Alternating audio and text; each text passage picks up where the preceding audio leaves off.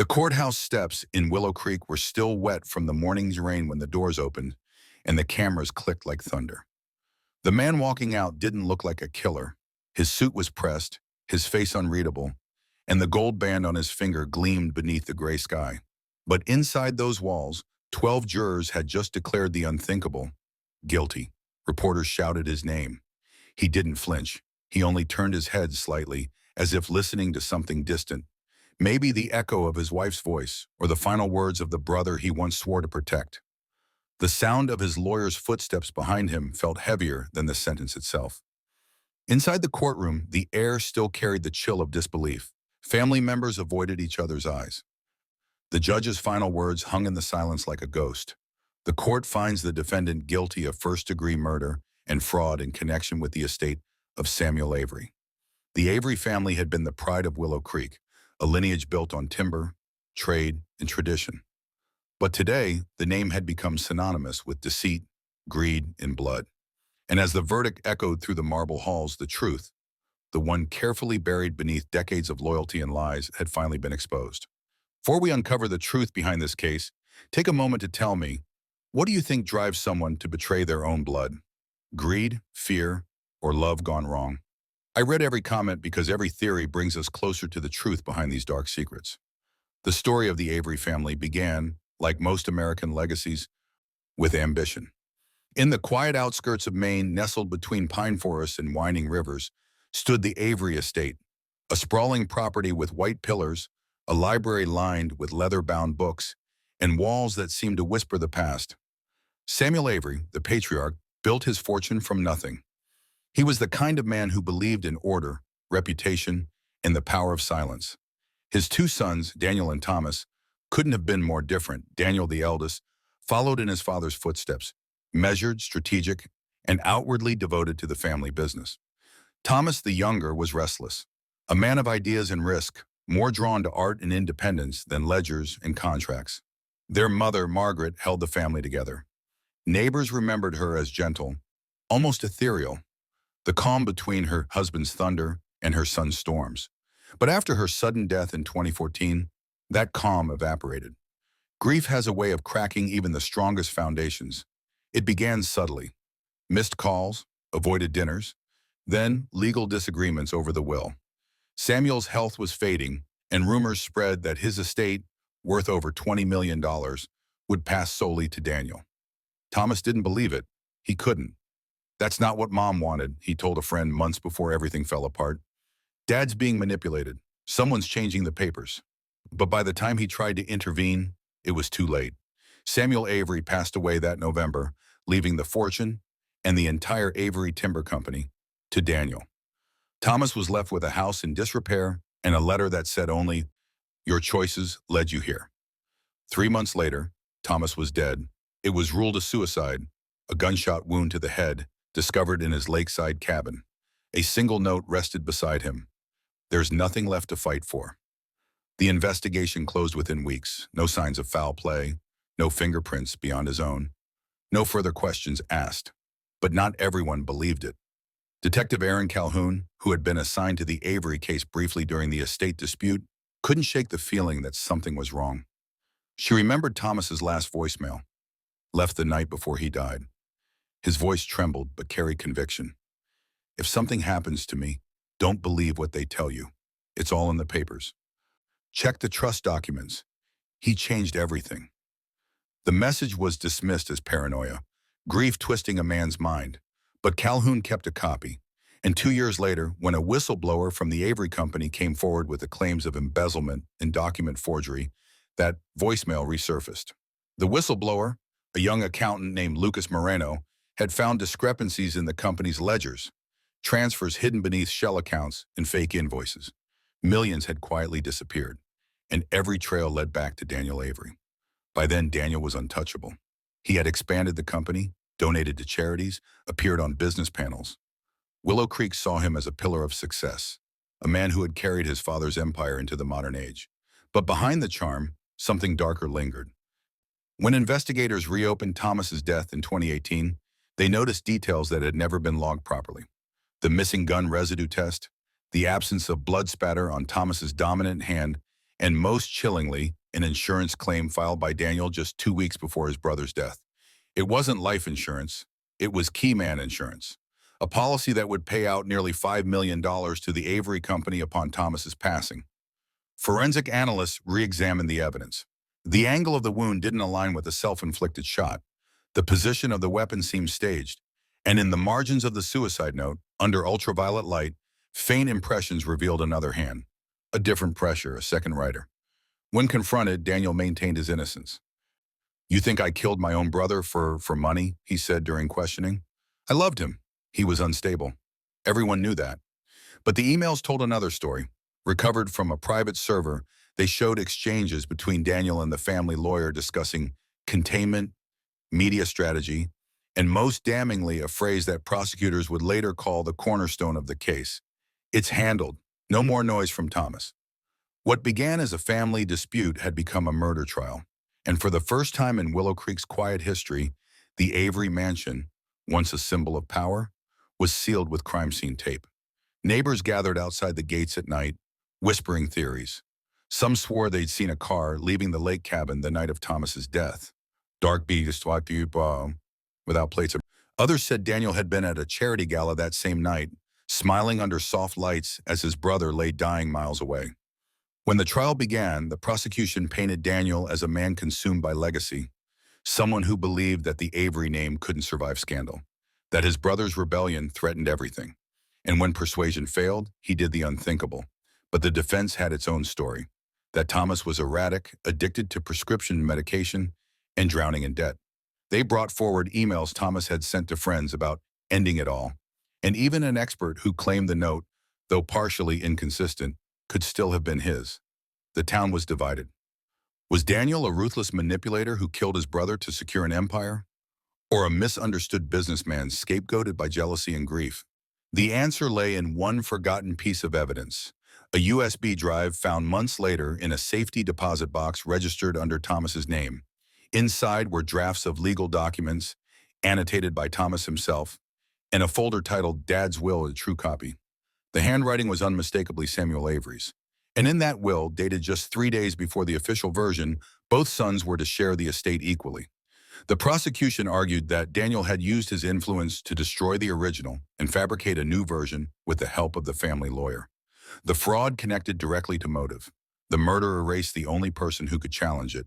And then came the forensic revelation that changed everything. Under Thomas's fingernails, preserved tissue revealed trace DNA, a partial match to Daniel. It wasn't enough to prove murder beyond doubt, but when combined with the altered documents, the insurance payout, and the emails, the narrative became undeniable. In court, Daniel's composure never cracked. Not when his company's accountant testified. Not when his father's lawyer pleaded guilty to forgery. Not even when the prosecutor read his own words aloud. It's handled. But the moment that silenced the room was the testimony of Detective Calhoun. Her voice trembled slightly as she played Thomas's voicemail for the jury, his final words echoing through the courtroom. "If something happens to me, don't believe what they tell you." That single recording, buried and forgotten for years, became the voice of justice from beyond the grave. As the verdict was read, Daniel closed his eyes. The cameras captured the stillness, the moment the illusion shattered. Outside, rain began to fall again, washing over the courthouse steps as if the town itself was trying to cleanse what could never be undone. The courtroom emptied slowly like a wound closing around silence. Families left in clusters, avoiding each other's eyes. The air outside smelled of wet asphalt and regret. Daniel Avery sat alone in the defense chamber, his reflection fractured by the rain-streaked window. The jurors had left, the lawyers had gone home, but the echoes of their words still lingered. Guilty on all counts. The sound would follow him forever. Reporters filled the street below, their umbrellas like dark flowers blooming under the storm. They spoke his name, repeated the same words: betrayal, greed, brotherhood, murder, until the syllables lost meaning. But inside the walls of that courthouse, Detective Aaron Calhoun sat staring at the evidence table long after the gavel had fallen.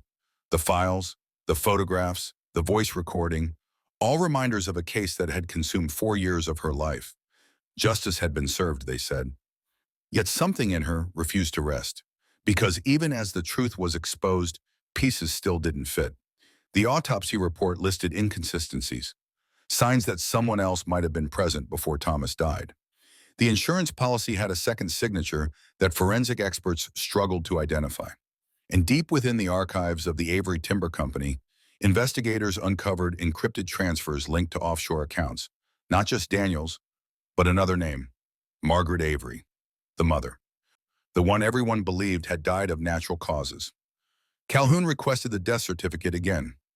It was authentic, signed, sealed, and filed, but the attending physician's address led to an abandoned property in Vermont, and the hospital record had been scrubbed of her admittance form. It didn't make sense, unless someone had wanted her to disappear. In the months following the verdict, the Avery estate fell into disarray. Employees left. The mansion, once pristine, became a museum of dust and whispers. Reporters camped at the gates hoping for an interview with Daniel's wife, Claire, but she had vanished days before the sentencing. Her bank accounts were emptied. Her car found abandoned near the state line. To the public, it was another layer of scandal. To Detective Calhoun, it was unfinished business. She returned to the cabin where Thomas had died. The wood had aged, the lake quiet beneath a blanket of fog. Inside, dust covered everything. The coffee cup, the half-burned candles, the photograph of two boys fishing beside their father. On the back, scrawled in a faint hand, "Truth takes time." That phrase became her obsession. Weeks later, a small storage unit registered under the name Margaret Hale, an alias matching their mother's maiden name, was uncovered in a rural town 2 states away. Inside, sealed boxes held medical records, journals, and photographs. And in one of those boxes, Detective Calhoun found a letter dated 2013, the year before Margaret's supposed death. It read, "If something happens to me, it won't be an accident. Samuel's changed, and Daniel, he's not the boy I raised. Protect Thomas. He's the only one who still believes in what's right." The handwriting was verified. Margaret had known. Suddenly, the timeline changed. If Margaret had uncovered financial fraud years before her death, and Thomas later tried to confront his brother about it, then her death wasn't natural at all. It was the first warning shot. Calhoun pushed the files to the state attorney's office, but bureaucracy moved slowly. Meanwhile, the public narrative had already hardened. Daniel Avery, the wealthy heir-turned-murderer, was the villain of the decade. People wanted closure, not complications. But the truth doesn't fade just because it's inconvenient. Months later, new forensic analysis of Margaret's preserved tissue sample, obtained from her so-called hospital records, revealed an anomaly. High traces of digitalis, a heart medication known to induce cardiac arrest and overdoses. The dosage levels were consistent with poisoning. The implications were devastating. Margaret Avery hadn't died in her sleep. She had been silenced. And the only person with access to her medication at the time was her husband, Samuel, the same man who rewrote his will days after her passing. Forensic toxicologists confirmed it. Margaret was murdered long before the Avery brothers ever began their feud. Detective Calhoun returned to the Avery mansion, now stripped of furniture and memories. The once grand foyer echoed as she walked through it. The walls, yellowed by age, still bore faint outlines where family portraits once hung. Upstairs in Samuel's old study, she found a hidden compartment behind the bookshelf, containing a locked box and a single key engraved with the initials S.A. Inside the box were letters, unsent drafts written by Samuel Avery in his final months. The last one was unfinished. "I did what I had to. The truth would destroy everything we built. Margaret wouldn't understand. Daniel knows his role. Thomas?" The sentence stopped there as if interrupted, but the meaning was clear. Samuel had orchestrated the cover-up. Daniel had enforced it, and Thomas, the one who wouldn't stay silent, had paid the price. The Avery scandal, once believed to be a simple story of fraternal greed, became something far darker. A generational conspiracy rooted in pride, silence, and control. When the findings went public, the nation erupted again. Headlines screamed, "Avery patriarch linked to wife's death," and "Detective uncovers second murder in family case." For months, talk shows dissected every theory. Was Daniel truly the mastermind, or just his father's last loyal accomplice? Daniel never spoke publicly again. In prison interviews, he remained calm, detached. When asked about his mother, he said only, "You don't understand what power does to people." Detective Calhoun visited him once, 6 months after the revelations. She slid the final letter across the table, the one from his father, the one that implicated them both. Daniel didn't read it. He just looked at her and said, "You think you've exposed the truth, but you've only seen the part we allowed." That night, Calhoun couldn't sleep. His words played over and over, mingling with the sound of rain against her window. For all her victories, something inside her still felt unfinished, as if the Avery family had one final secret buried deeper than any file or confession. And she was right. 2 years later, when the Avery estate was finally auctioned, a team of contractors discovered a sealed cellar beneath the mansion's east wing, an area absent from all blueprints. Inside, covered in dust, was a single filing cabinet. Inside it, hundreds of documents, bank ledgers, wire transfers, and one thin envelope addressed to whoever finds this. The note inside was short. "No legacy is ever clean. The truth was our inheritance, and we all failed to protect it." It was unsigned. To this day, no one knows who wrote it. Some say it was Daniel trying to reclaim humanity before his death in prison. Others believe it was Claire, his wife, who vanished with her own secrets. And a few still whisper that it was Margaret, that she never truly died but disappeared to watch her family's collapse from afar. What's certain is this: the Avery name, once built on timber and trust, became a symbol of rot, of what happens when truth is buried under generations of silence. Willow Creek never recovered.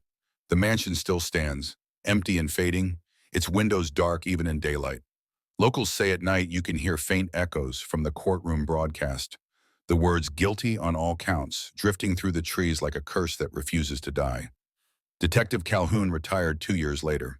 She never reopened another case, but she kept one photograph framed on her desk until the day she left. Thomas and Daniel, fishing beside their father, smiling beneath the summer sun. For her, it was a reminder that evil doesn't always begin in darkness. Sometimes it's born in love, twisted slowly by fear and pride until the line between right and wrong disappears completely. And as the nation moved on, the final lesson of the Avery case remained. Truth doesn't vanish when justice ends. It lingers, haunting those who buried it, waiting for the next generation to dig it up again. Because secrets, no matter how deeply buried, always find their way to light. Some say justice was served. Others believe the truth still hides behind closed doors. Tell me what you think. And if stories like this keep you awake at night, stay with us as we continue to bring more secrets from the shadows into the light.